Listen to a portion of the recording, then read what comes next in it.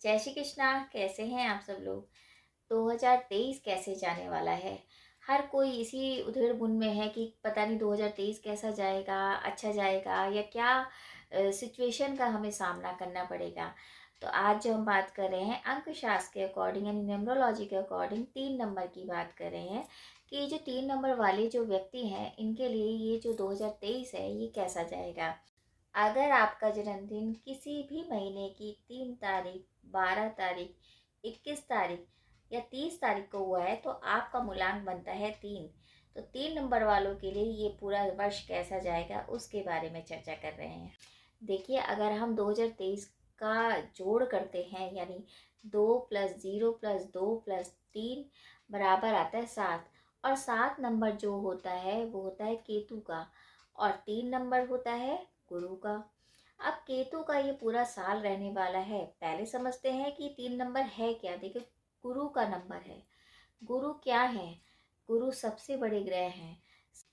सबसे बड़े ग्रह होने के साथ साथ ये ज्ञानी है। इनके अंदर एक विजडम है, इनके अंदर एक ज्ञान है। और गुरु जो है वो ज्ञान के साथ साथ कभी कभी ओवर कॉन्फिडेंस भी दे देते हैं। कभी कभी ये लोग सुनते भी नहीं हैं, उनको लगता है कि हम सही हैं, लेकिन इनके अंदर इतना ज्ञान होता है, इतना ये एक तरह से सजेशन अच्छा देते हैं, एडवाइज़र बहुत अच्छे होते हैं। आपको अगर किसी भी तरीके की दिक्कत आती है तो अगर इन लोगों से आप सलाह मशवरा करते हैं तो आपको एक एडवाइस जो मिलती है बहुत अच्छी मिलती है। इनके अंदर अगर आप देखें तो एक तरह से ठहराव होता है। ये बहुत ज़्यादा डाउन टू अर्थ होते हैं, इनको किसी भी तरीके का घमंड नहीं होता है। लेकिन जब घमंड आता है, अगर गुरु की स्थिति अच्छी नहीं होती है तो आपकी कुंडली में, तो आपके अंदर घमंड आ जाता है एकदम से, क्योंकि ओवर कॉन्फिडेंस इनमें आ जाता है। आध्यात्मिक तौर पे ये जुड़े हुए होते हैं। अपने साथ ये सभी लोगों का भला करना चाहते हैं, जिस वजह से ये सोचते हैं कि इनको समझ में क्यों नहीं आ रहा है, जबकि मैं समझा रहा हूँ, ये समझा रही हूँ। तो 3 नंबर वालों की प्रॉपर्टी ये होती है कि अपने साथ साथ ये सभी का भला चाहते हैं। गुरु हो सकते हैं, ये टीचर हो सकते हैं, गुड एज एडवाइज़र हो सकते हैं, हो सकता है इनका एनजीओ भी हो या किसी भी तरह का आश्रम इनका होता है। तो 3 नंबर की ये प्रॉपर्टी होती है। तो गुरु की ये एक तरह से खासियत होती है। वहीं अगर हम केतु को देखें तो केतु क्या है? केतु रिसर्च का एक कारक है। यानी केतु एक ध्वज है, केतु एक झंडा है, केतु एक अध्यात्म तौर पे जुड़ा हुआ प्लैनेट है। मोक्ष कारक होता है केतु, आपको मोक्ष की तरफ ले जाता है, एक तरह से अलगाव की स्थिति कर देता है, हिडन नेचर होती है। तो वहीं अब जब गुरु का कॉम्बिनेशन केतु के साथ होगा तो क्या होगा? देखिए, केतु जो है अध्यात्म की तरफ ले जाएगा, लेकिन वहाँ गुरु अपना ज्ञान भी चलाएंगे, क्योंकि गुरु के अंदर ज्ञान होता है। तो वहीं इन दोनों का जब कॉम्बिनेशन होगा तो कुछ ना कुछ भ्रम की स्थिति होगी। 3 नंबर वालों में थोड़ा-सा एक ये कमी कह सकते हैं कि उनको ओवर कॉन्फिडेंस बहुत हो जाता है। वो अपने ज्ञान के आगे किसी को नहीं समझते। कभी-कभी ऐसा होता है कि वो ज्ञानी तो होते हैं, नेचर है उनका, ज्ञानी भी होंगे, उनको सब पता भी होता है, लेकिन वो दूसरे व्यक्ति को सुनना ही पसंद नहीं करते हैं। तो उनके अंदर थोड़ी-सी ये कमी आ जाती है कि कॉन्फिडेंस तो है, लेकिन ओवर कॉन्फिडेंस आ जाएगा। केतु थोड़ा भ्रम की स्थिति देता है, मोक्ष के कारक है, आध्यात्मिक तौर पे वो एक तरह से उपज करवाता है, यानी आध्यात्मिक तौर पे ले जाता है। अब जब केतु और गुरु का कॉम्बिनेशन होगा तो कुछ इन लोगों के अंदर भ्रम की स्थिति होगी।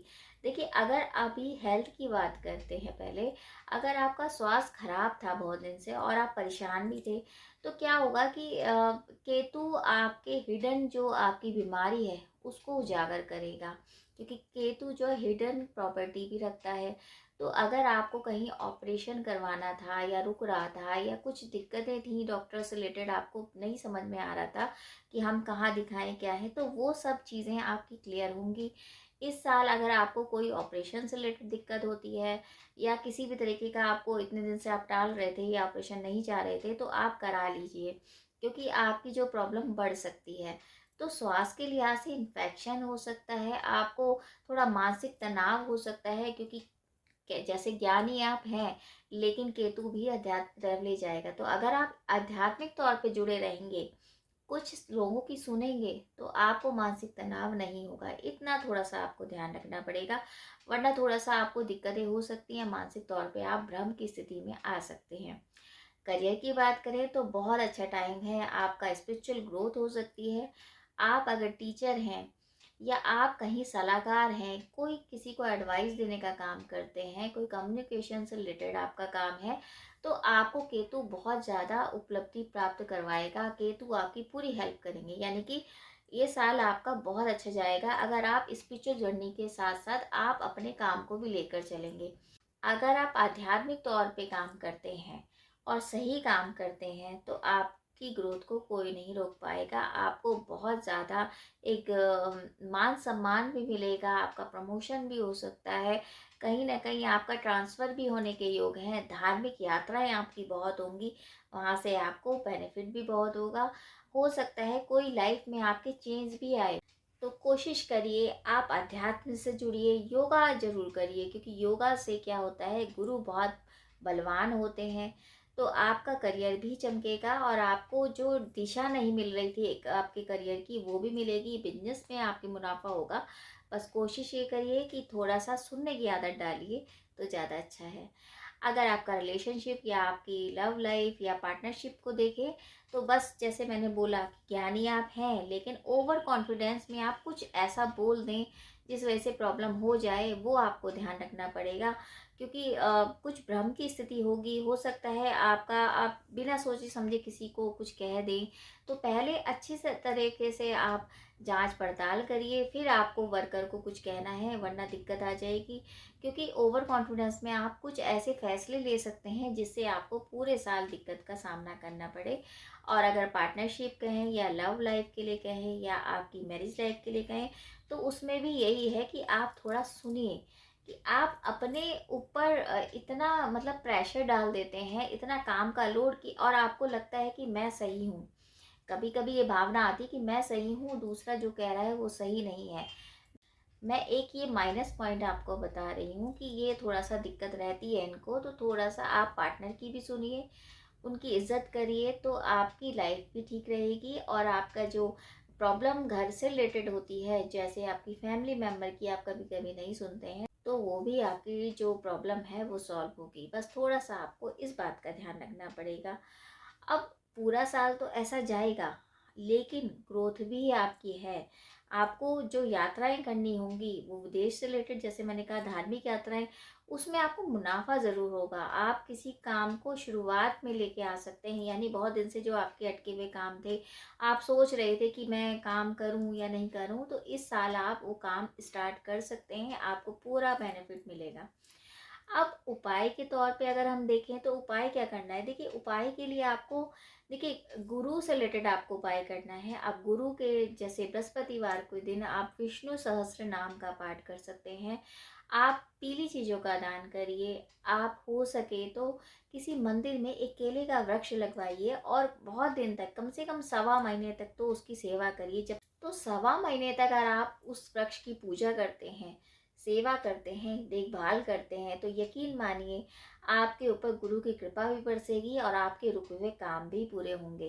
पीली चीज़ों के दान में आपको चने की दाल भी दान कर सकते हैं, आप पीले वस्त्र दान कर सकते हैं, तो इस तरह से आप नीडी पर्सन को भी कुछ ना कुछ दे सकते हैं। तो पूरा साल अगर आप इस तरह के उपाय करते हैं तो आपको जो संकट आने वाला भी होता है वो संकट भी दूर हो जाता है, और ब्लेसिंग तो दूसरों की लगेगी ही लगेगी।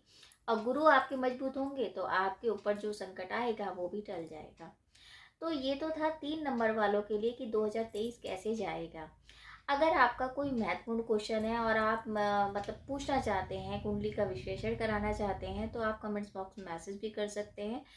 बाकी यही उम्मीद करी जाएगी कि ये जो साल है, ये 2023 जो आने वाला है, ये हमारे जीवन में काफ़ी खुशियाँ लेके आए। और 3 नंबर वालों के जो इतने दिन से वो कर्जे में परेशान थे, क्योंकि बहुत से लोग कर्जे में ज़रूर रहे होंगे परेशान, तो उनके लिए ये साल बहुत ज़्यादा अच्छा रहेगा। उनके जो काम बिगड़े हुए थे वो सारे काम बनेंगे।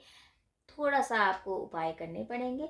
बाकी यही है कि 3 नंबर वालों के लिए ये साल अच्छा ही जाएगा, क्योंकि ज्ञान और एक तरह से अध्यात्म का जब मिलन होगा, तो आपको कहीं न कहीं एक नया परिवर्तन आपके जीवन में आएगा।